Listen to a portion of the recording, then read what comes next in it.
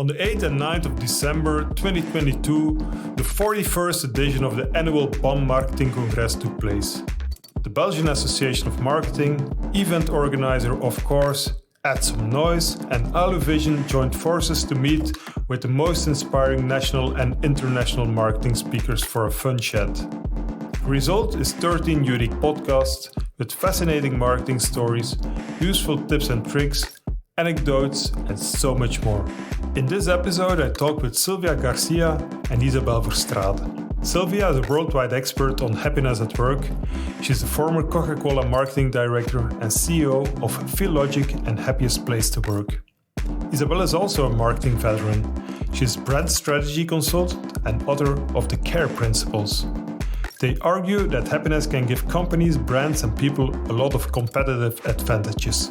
So start caring about yourself and others and listen to this episode with a smile.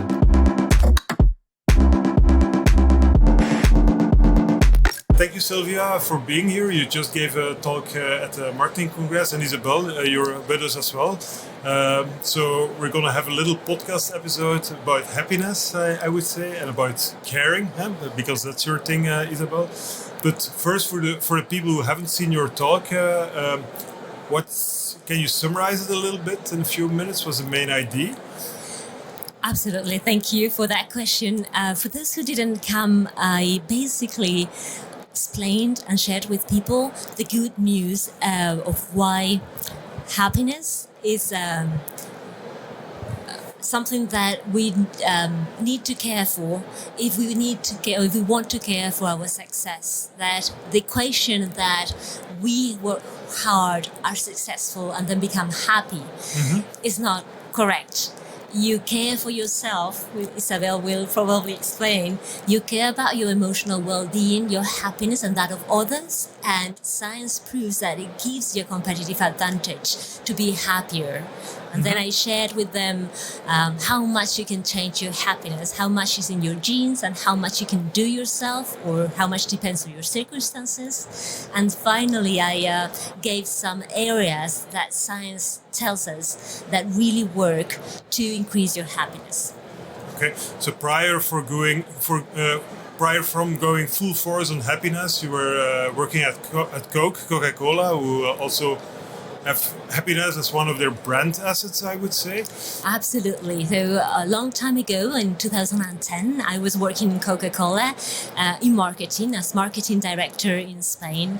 And I had a meeting with the president who told me that he wanted me to study and become an expert on happiness and lead a happiness institute, which I had no idea what it was. And I thought that he was firing me in a very nice way. But he was very serious, and he knew that happiness is a competitive advantage. Yes. And from there I started working and learning from all the experts in the world what happiness is and how we can increase it and increase our care, our emotional well-being, how we can care about ourselves, our cultures, and our world and society, and be more successful in doing it. Yeah, what people don't see is that you're making gestures to Isabelle, who is all about care. So how Isabelle, how care and happiness, what's the relationship between the two? Well, I found it a very interesting keynote that Sylvia gave, because what I learned from her keynote is that the brain of people is wired to fight or to fly, and to escape from situations, and to look at things in a negative way. And I think for the survival of humans, we need to rewire our brain, and we need to start to look for happiness, and we need to start to care more for people, care for yourself. It really starts with self-care, care more for people, and of course care for the planet. So I think if humanity wants to survive, we really need a complete update on everything that we always have done. So I see a lot of similarities between the CARE principles and between the proof that happy people really are more successful. So it was really great to see it. There's a great connection between the two things I heard. It's funny because as far as I know, there are 4 basic emotions. and only one is positive, which is happiness, right? Absolutely, yes. Like Isabelle was saying, naturally, we are better prepared for spotting the negative and react, as she was saying, with fight or flight very quickly to negative things. So we spot them easily and quickly, and then we save them in the memory, and any new situation that might have any resemblance with a negative one we lived, we immediately classify it as negative and we react to it with a fight or flight, which is the opposite of what we should be doing in a complex world with complex relationships, with change that is all the time around us, and we react to it with fear. So yes, we are not very well prepared, yet the nature made us with a huge capacity to increase our happiness, and it made it so because it's a competitive advantage that helped us survive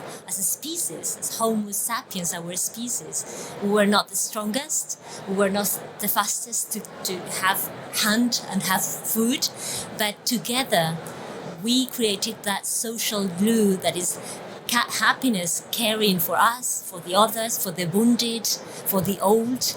And through that social glue of caring and happiness, we thrive as a species. Maybe too much for the planet, someone would say. Yeah. But it's all up to us to care more and solve things. Right. What can brands do? Brands have an important role, in my opinion. I come from a marketing background, and I know that brands stand for things, stand for values. Brands are not neutral. So you have to be to dare. You see that I can name some brands in the market. Sure. Okay, so you see like Nike saying, for young girls, like a girl, making a statement about empower them really. Exactly. Yeah. So brands can really engage, like Lego we have had here has always been engaged for creativity and for parents playing with kids, creating moments where they can bond together. So yes, brands through their services, products can make a huge impact in having an opinion and values and proposing their view on things.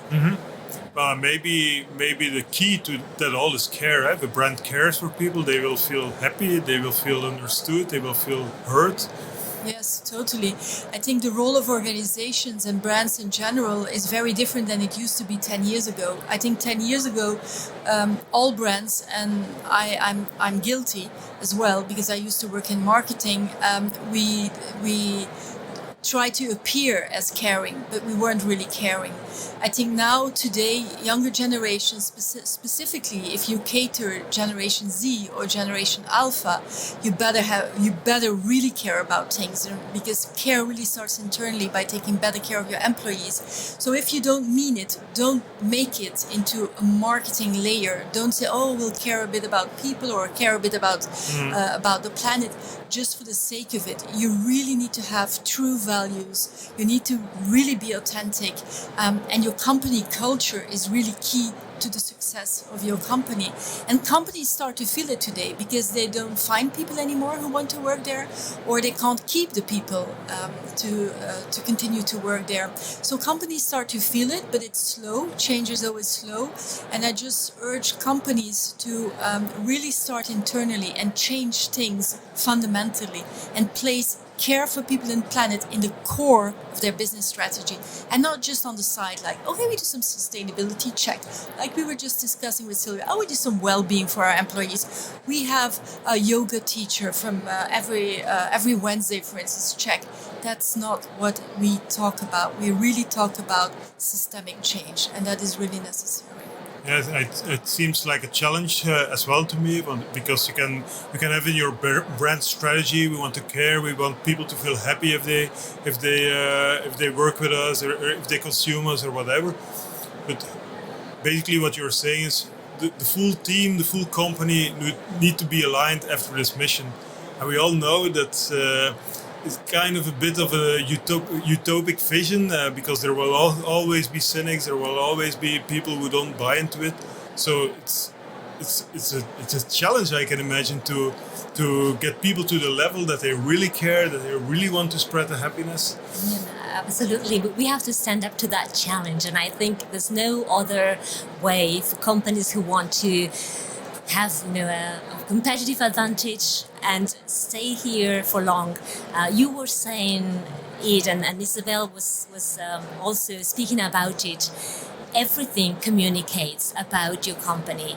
You used to believe a long time ago that marketing was about the pretty label and the nice advertisement and the nice campaign, and that you could do that and people will buy into those values and believe that that is the company. Now you live in a crystal glass company with everything being marketing, communicating. Your employees that work there, the ones who leave and why they leave, your culture, your actions in society, close, far away with your providers, everything communicates. All is marketing.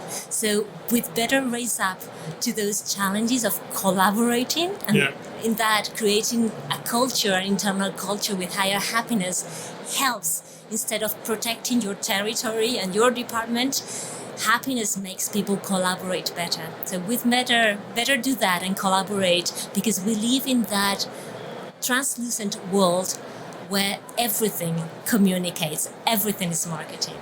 A new way to look at this is the chief happiness officer, I would say, or?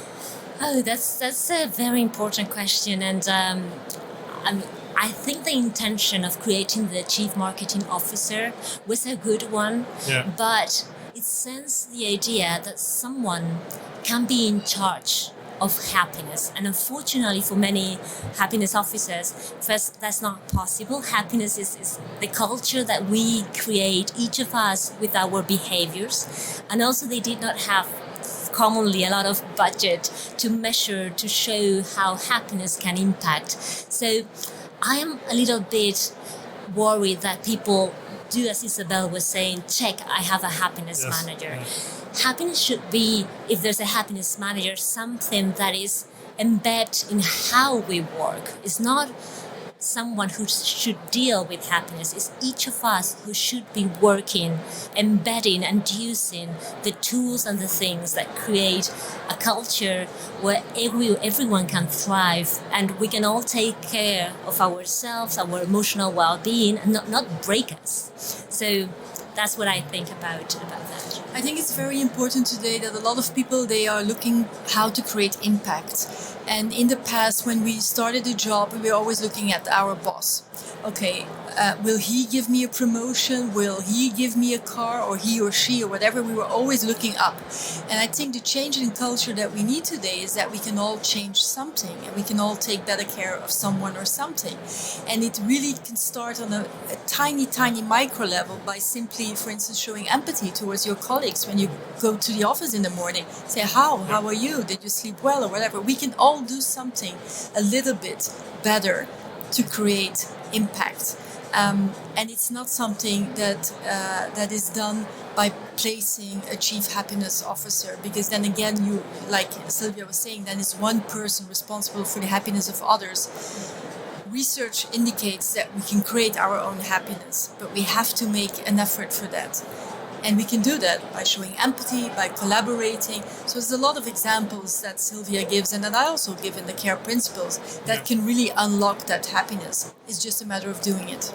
So things that I can do, I run my own agency, as you know, so things what I can do to basically establish this idea of caring for each other. There are some handles that real tips that we can follow there.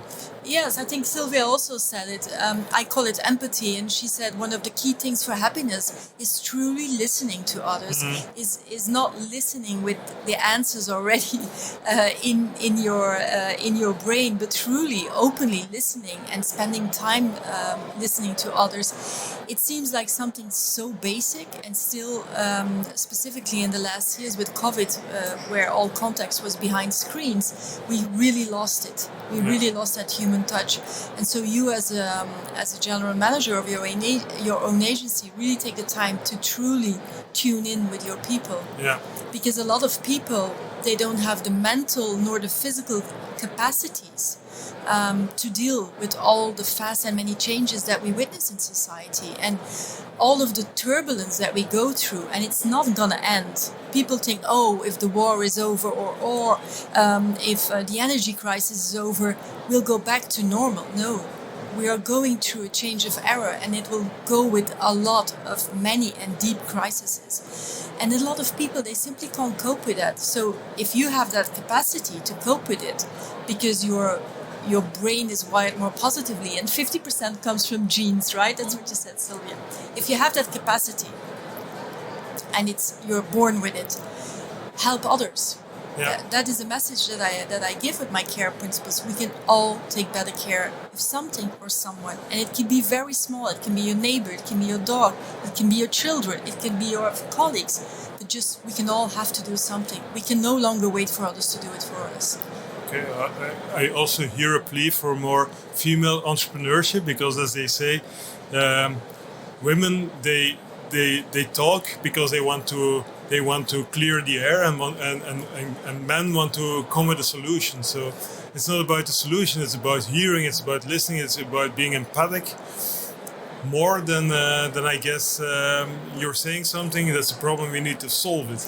I'm curious to hear Sylvia's thoughts on that. For me, it's not about female. Of course, I love more female entrepreneurs.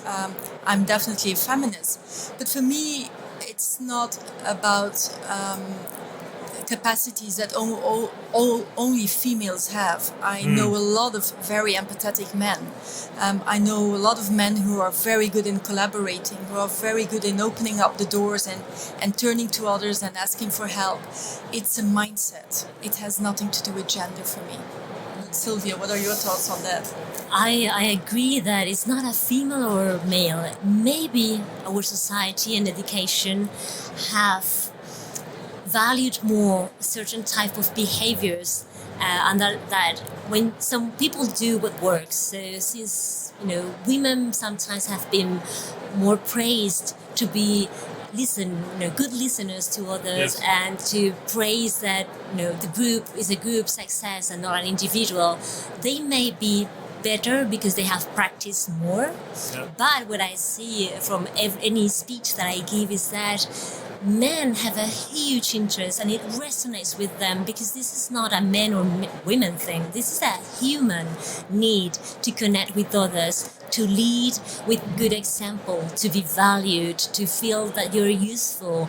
All things that connect us and makes us better, and that resonate profoundly in so many male leaders as well as female. Yeah, I also didn't want to generalize things, of course. I know you didn't. It was a good question for the listeners. I'm just envy some female capabilities that are very hard for me. So I wish they would come a little bit more natural. You mentioned, Isabelle, that 50% of happiness is genetic. Yes, so I was telling during the talk that it's fantastic to know, if happiness is so good for us, then can we do something about it? And the wonderful thing is that already in 1976, people thought about this and studied identical twins to study if it was all in the genes, because they share 100% the same genetic makeup, or if it was about things that happened to them and others. And that study and many others with the science called epigenetics that sees, how much our genes influence what happens to us. All those sciences, and I take this number from a researcher called Sonja Lyubomirsky, who's an expert on happiness. She concluded that on average, for most of us, 50% of our happiness depends on our genes. But that is a baseline. Like, how flexible you are. Yeah. You have a tendency or a natural baseline, but you can work on it. Then they realize that what happened to you, the good, the bad, the highs, the lows, the promotion, the car, the bad internet, or the good, the things that frustrate you happens, big or small. When they happen, they are very important. If you have had a child without internet or Wi-Fi, you know how important it is at that moment. But when time goes by, when you go through that, in cumulative, all those things just account for 10%. And there is 40% that really is in our hands, on our daily decisions, how we do, how we spend our time, with whom, what are the choices we make, how we react to others, how we care for ourselves, our balance, our energy, how we care to build a culture and a society where people can thrive instead of competing against each other, and how we care about society and the planet. So there's a 40% of things that you can really do. We have the key in our own hands. At least around 40%, which is not small. Yeah. I was wondering, since you're an expert on happiness, is it? I can imagine. I will rephrase already. Is it doable to be always happy? Oh, a huge question, especially if you were in the US. That is a huge question. How can I be all the time happy? Yeah. And the answer is we can't. And is it something to strive for? And maybe not, because you only see the sun and appreciate it when it has rained. Exactly. We've only appreciated being together when COVID made us, not possible to be together. So somehow, even if it's hard, we tend to only appreciate things that are not attainable all the time. So maybe it's not even desirable. But what I know is that it's not definitely possible. That it's not a destination. It's more a place you visit often, but it's, as soon as you enter, you go out again. And you have to find again the door. It's actually good to hear. The purpose is to visit it as much as possible, finding different doors, which are the factors, the things that you can do in that 40% to find those doors to that room of happiness. And you know that you will get out and in again, and out and in again. But at the end, nobody says that life was not worthy. Most people, think that life was worthy. So the journey is worth in itself. Let's leave it using to the best what we get and trying to do our best to be happier. It's a bit a quest for what they then call, I guess, mindfulness, living in the moment. Even if it's a period that not everything is going well, and you're home and you have a drink with your partner, enjoy it. Yeah, so there are things like mindfulness that surely Isabelle, taking care about yourself, knows a lot about. And these are tools to help us recharge. Like, we are very hard on our brains because we live with attention divided in so many things. And our brain is constantly active, and we need moments to just focus on one thing. So meditation is good for many, many things. One of them is bringing your brain to rest. It's an active rest because you're concentrating. It's like being able to exercise your muscle to keep your mind focused on one thing. And curiously, that leaves you less stress and creates new connections. It's wonderful. But what I would say is that it's not the answer for everything. It's just one of the multiple things that one can do to take care about yourself. Some people find a way to recharge and feel better in mindfulness.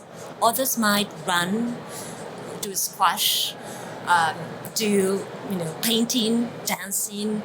So it's just another one of the tools that science have proved that work to recharge. But then you have still so many other things that you can do for your happiness. So just one more tool. It's part of self-care. Isabelle? I'm not a great expert in self-care. I have to admit that I'm only learning now to take better care of myself, because I always used to work a lot. But I'm happily wired in my brain that when I work, I'm very happy. It makes me very happy. And specifically since I've written the book and I've developed the care principles 1.5 years ago, it gives me a true purpose and a true personal mission, and that makes me very happy. But I do also understand that I have to take better care of myself, and I'm I'm not into meditation, but I'm into yoga and sports and taking breaks from specifically from all the digital. I'm doing every holiday a digital detox because all the time getting the impulses in, and I understand that it's not very good for myself. And I also, for instance, one of the things that I do, I don't watch the news anymore because it's simply too depressing. Yes. And it brings me down, and I have a very optimistic character, and even if it brings me down, I can imagine other people. So I just shut it out of my life because I want, because again, I think I can be a little bit responsible for my own happiness. And one of the things that Sylvia said that I really like is that when you do things at the end of the day, your brain like registers it's like a positive thing. And one of the things that I do is every night before I go to bed, I have a cup of tea and I just think about my day, what went well, what went maybe less well. But I'm kind of trying to be happy with the little things, the little successes that you book. I think happiness is not about great moments. It's not like in the movies, you know. Yeah. We are not George Clooney or Julia Roberts. Unfortunately. Sitting in Bali. I think happiness is a lot about tiny little things that make you happy. So it all starts with self-care in a way. So. I think, unfortunately, yes, you can't take very good care of others if you don't take care of yourself. It's the same for happiness, maybe. You cannot make anybody happy if you're not happy yourself. Yes, during the speech today, I shared with so many marketeers that attended, and they were eager to learn how to be happier. And I said, all that I told you, all these tools, it's like the oxygen mask in the plane. You first need to apply them to yourself, right. And then don't forget that others need it. Then apply it to others. But as you say, and Isabelle was saying, you first need to take care about yourself and your own happiness. Science says that happier people also connect more with others, are more aware, and are active. It's not a selfish thing. It is on the opposite. Yeah. It is reaching out. Happier people are always active, reaching out and doing things also for others. So yes, test yourself. We feel selfish if we approach it like this. We have to unlearn that it's selfish. Exactly. It's not selfish. It's like taking care about yourself first. You need to be well yourself to be able to take care of others.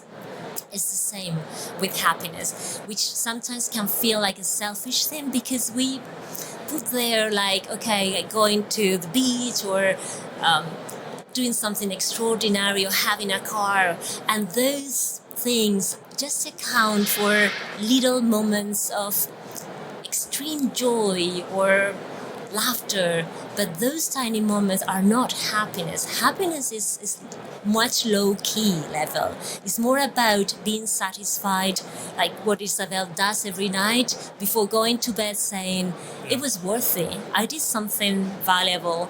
I felt that I made a difference, that I am capable also of being able to solve my problems. I can reach out to someone if I need to share my success, and he'll be happy for that, which is not the case in every country. Or I reach out because I need help. All those things matter much more than the things like the new next thing. And those are the things that make us feel selfish, like spending on ourselves. When spending is much more important to look for experiences than for materialistic things. Very interesting. Okay, well, I'm going to end with the obvious questions. Sylvia, are you happy? Well, I am thrilled to be here with you, in this fantastic Belgian Marketing Congress. There were so many interesting people in the audience, and so many questions, and it really made my day. So very, very happy to be contributing to a big purpose of making marketing better. Thank you for that. And Isabelle, are you happy? Yes, I think I'm born happy, and I'm very happy. Yes, I'm very happy I met Sylvia. I think she can become an ally of my care principles, and we can maybe together, make the business world a little bit more happier and more caring. So happy. Okay, thank you both for this excellent talk. Thank you. Thank you, Steve.